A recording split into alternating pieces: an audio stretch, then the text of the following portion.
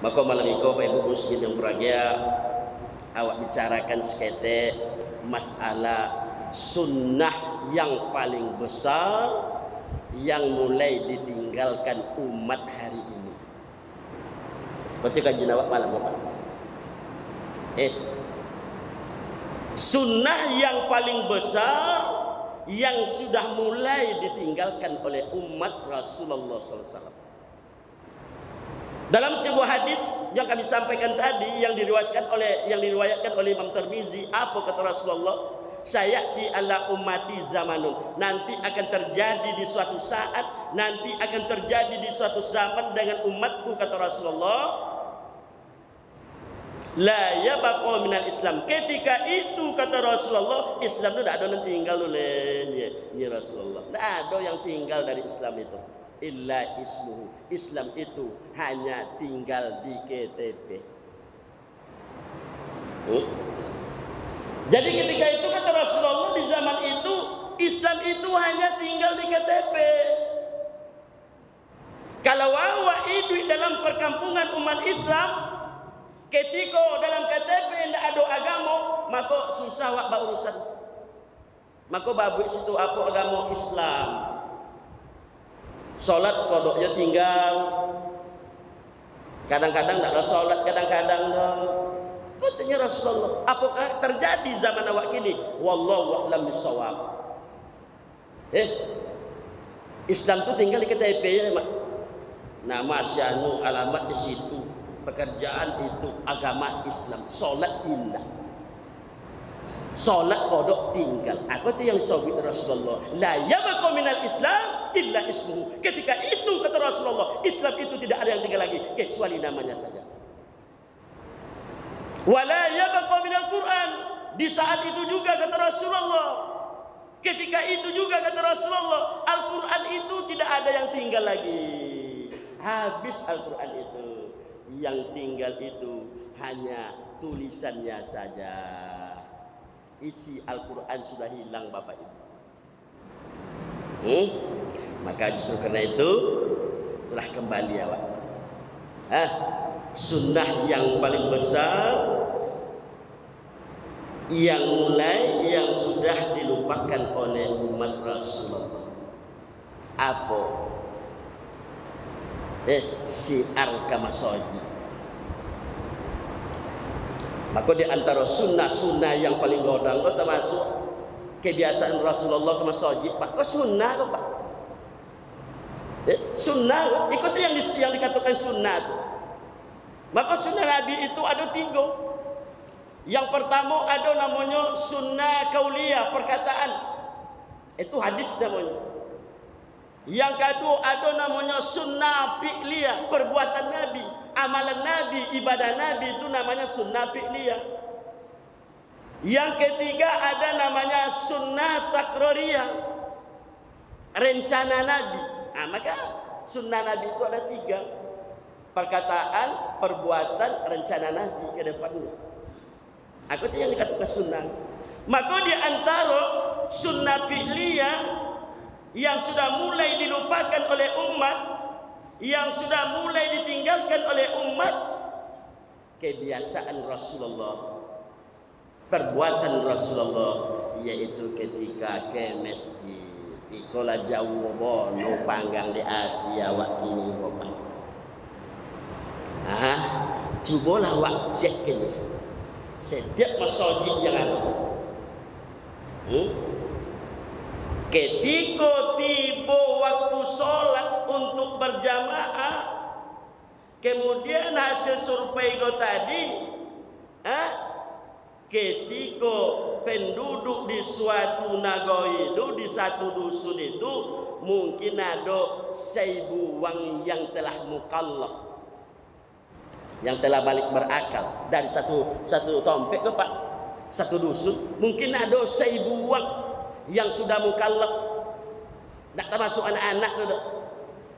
Tapi dari 1000 jumlah penduduk itu, coba wak cek berapa orang yang selalu nampak ke masjidnya. Maka sadar tidak sadar awak, mau atau tidak mau awak matui.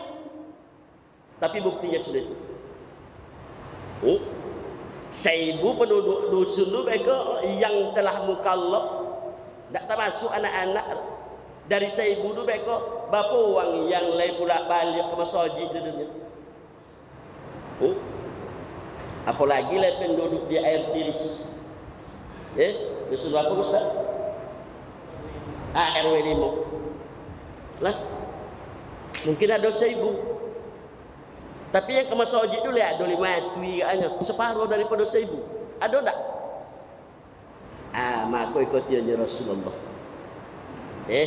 Jadi ke masjid Bapak Ibu kaum muslimin yang berbahagia, syiar ke masjid di zaman awak kini kalau mulai awak lupakan, lah mulai syiar golomang. Sehingga tu dia dijual-jual umat Islam godek orang lain pak. Kekuatan tu tak ada leh. Kekuatan tu tumbuhnya di masjid godek pak. Kekuatan itu tumbuh di masjid. Yang pertama ridho Allah ada di situ. Tengok di awak kini. Siapa yang sogan terhadap Islam goleh? Siapa yang sogan ke Islam goleh? Ada. Kalau di zaman Rasulullah sallallahu alaihi wasallam non muslim itu bayar pajak terhadap umat Islam, sogan wang tu takut anu terhadap Islam. Tapi ketika itu kita baca sejarah luar biasa Pak. Memang umat Islam itu bagaikan sebuah bangunan yang saling menguatkan satu dengan yang lain. Waktu itu Islam. Sakit seorang, sakit dia sodok. Menderita seorang, menderita dia sodok. Itu Islam ketika itu. Maka kuat Pak Bu, disegani bahkan ditakuti Islam ketika itu. Kalau gini ya Allah, tak ada orang yang sogan ke Islam boleh Pak. Yahudi, Nasrani, tak ada yang sogan ke Islam. Tengok Palestina dia. Bila nak nyenyonya menggempurnya, nak malam, nak siang, tak ada takut ya. Ini kekuatan umat Islam tu bono yang tak ada kini lepak. Masjid tu bono. Pusat kekuatan umat Islam itu di masjid. Kini tidak ada lepak. Tujuannya Rasulullah, umat Islam hari ini bagaikan buih di tengah lautan. Buih awaknya Pak. Bontu banyak. Tak seketik banyak buih di laut itu Pak. Ya Allah, putio dek buih di laut itu. Tapi di ombang ambing dek ombak. Godang ombak dari tonga dok ke topi buih bakumpul di topi sodok. Datang ombak dari topi dok katonga buyo dulu lama busuk pulau dok katonga. Betul. Dia apa? Memang Bapak Ibu muslimin yang berbahagia.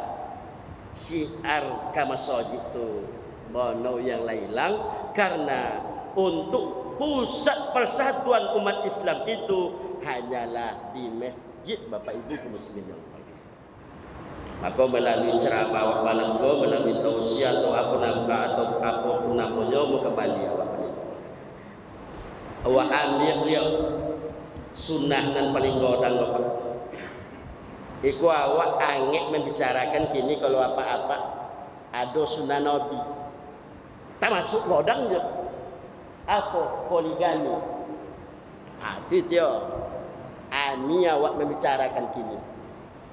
Mengumpulkan istri lebih dari satu orang. Itu tidak hanya Wak. Nabi itu banyak bininya Wak.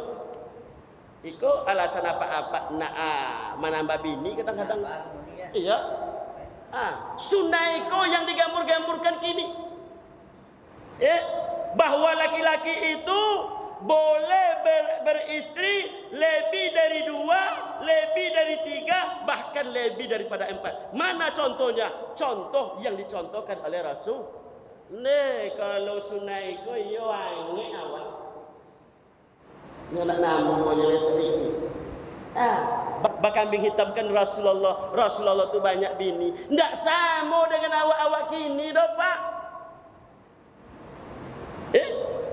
Memang Rasulullah itu membolehkan poligami, boleh. Tapi ada syarat Bapak Ibu. Kalau berdasarkan lay awak ikuti syarat-syaratnya, mungkin ibu-ibu ko ndak lagi keberatan nya memang poligami ko ndak cik poligami joro, ndak cik piti joro pak, ndak cik kemampuan joro yang diandalkan di situ.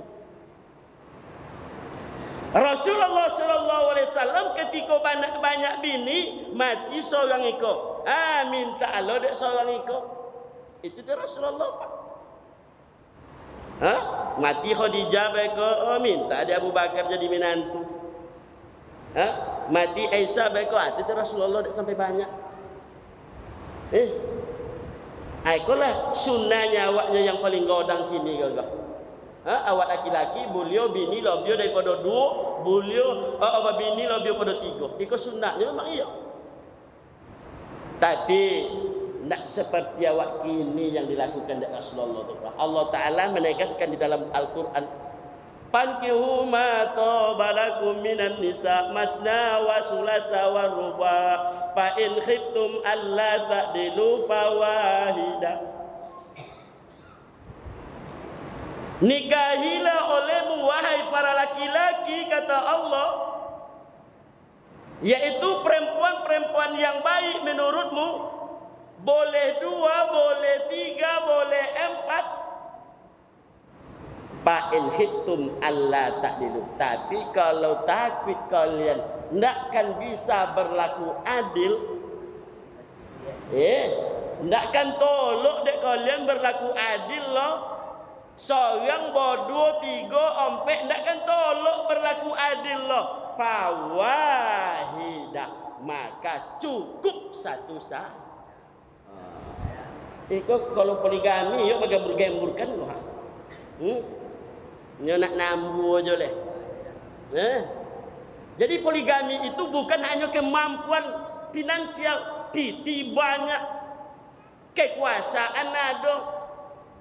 Nak niolo beko, ndak lo cukup seorang lo, nak bodoh lo. Jadi Bapak Ibu kaum muslimin yang berbahagia, sunnah Rasulullah dalam masalah poligami itu standarnya adalah keadilan. Kalau le tolok adil beliau. Lebih daripada 2 nak jopo donya lo talak. Beliau lebih daripada 3 nak masalah. Tapi kalau le tolok yang menjadi masalah kini pak keadilan dia. Apalagi lah beko bak nyuang le mato cundung kenan. Mato cundung kenan ancak. Bompek bini beko mana nak agak ancak kata itu nama tunggu tawir. Lah. Nama 3 tu nyolah ala agak tua lah kata. Aku tu nak banyak-banyak bini menyobi poligami tu. Mengkambing hitamkan Rasulullah. Kalau selera awak kini pak, nak lama. Maka naklah sodor pak. Sebahagia. Kadang-kadang beko nak mancing bini lebih daripada 2, lebih daripada 3, duduk nak porsi. Adil tak tolong dia tu.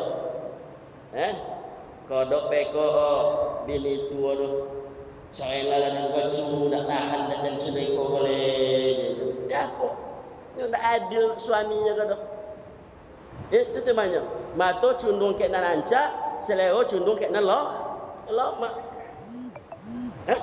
Maka Bapak Ibu kaum muslimin yang berbahagia, ada sunnah yang lebih godang leh. Iko ndak ada syarat geropak. Dan iko pun lah mulai jual lupakan apa? Selalu ke masjid.